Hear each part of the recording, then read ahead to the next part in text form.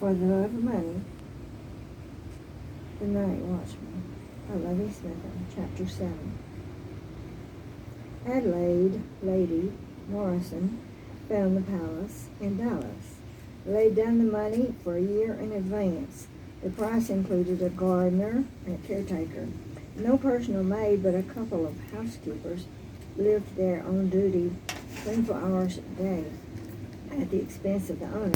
For his obvious benefit, he traveling abroad would be assured to find his house on a hill intact upon return. No worse for the wear. A woman of such immaculate beauty and obviously excellent taste would not dirty the house. Lady insisted one of the housekeepers would have to be available to answer phone calls and doorbells. She needed absolute privacy. The owner liked that. He admired the lady already. He would advise his attorneys to make proper arrangements, and then he was off abroad. How convenient it all was. Besides, she offered to pay 12 months' rent up front in cash, plus a huge unreturnable deposit. He employed the watchers within the house and on the grounds. Lady ignored them completely. Missing was a good cook. She would have liked to have had a good cook. The estate was called High Hill.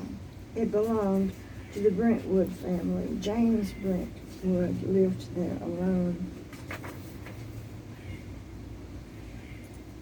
But he was about to board a ship that would take him to Europe for a year. The house on High Hill was to be closed until his return. Lady Adelaide inquired about the possibility of her leasing it. It was the money in cash that decided when he didn't even check her out well. He knew of some Morrisons in East Texas. It was a familiar name. James Brentwood thought he had made a practical decision, and his bank account would not show taxable income for a year. James and Lady agreed in person, and he even kissed her cheek, pocketing the cash she offered him in a fine leather pouch. Those around High Hill knew each other. They knew who owned that mansion. They were naturally curious about a woman now occupying the premises. Who is she? Who is this woman called Lady? Later, after she had moved on, there were those who agreed she was simply a facade, like the house on the hill. No wreath on the door, no welcome mat, no cat or dog on the doorstep. Beautiful in a commercial way, the mansion bore no personality, with a single man, James Brentwood, living there alone. Things did not change when Lady Morrison moved in. No opening of a locked door when the bell went ding-dong. Lady might have heard a knock or a bell. She might even have looked out the window when an automobile came up the hill and parked while the occupant stood at an unopened front door. For the lack of a greeting, they would get back in the car and drive back down the hill. Anyone Lady wanted to receive had been told to come around to the back door, where it was private. One would be able to pull inside a garage space if he were there incognito. She explained, "I never answered the front door. Neighbors are so nosy, and reporters want to take pictures of me everywhere I go and whomever I invite to my parties." Yeah, there were no parties. The maid, when there, was told only to answer the back door where things she needed or wanted would be delivered. If Lady desired visitors or company, the maid would be advised beforehand. They developed few acquaintances, but she did go to important parties, using the owner's invitations coming to the house through the mail that clearly read, "and guest." "I'm the guest," she would announce herself, not offering the invitation. It was rarely required. Only once was she turned away. She only smiled and said she would wait for her date's arrival. But would someone offer her a glass of liquid refreshment to drink while she waited with the others in the foyer? She saw they were drinking what looked to be champagne in a crystal stem. Of course, madame, and she would linger in the entrance hall as long as the waiter continued to fill her crystal stem. Never would she go to a party where champagne was served in plastic glasses, at least not twice.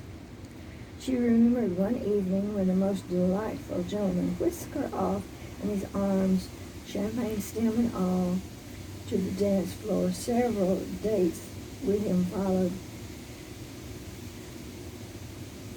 He would have been quite a catch had she pursued him further, but he had the worst bad breath, and she could not bear that, as he talked and talked, breathing at her face, or when dancing cheek to cheek on the roof of the Hotel Majesty.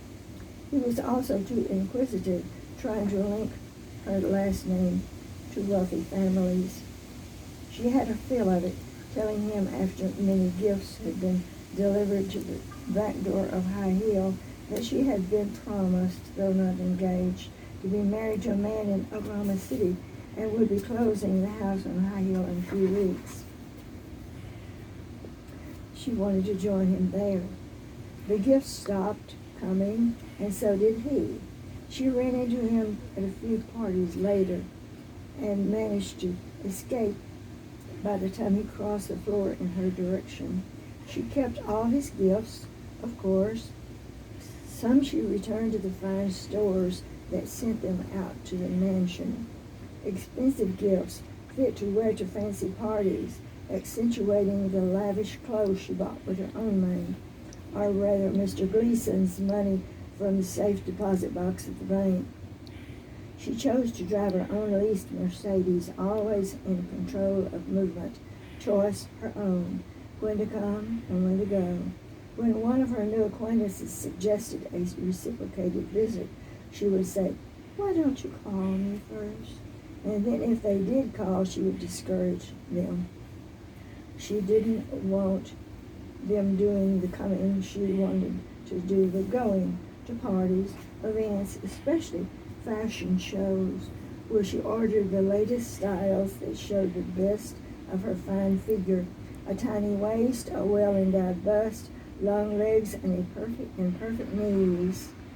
She spent a great deal of money on clothes to take with her when and if she went back home. She had met no one who would worship her as Early Watson always had done. She purchased a full set of designer luggage. Perhaps she knew in her heart that there was nobody as good as Early Watson.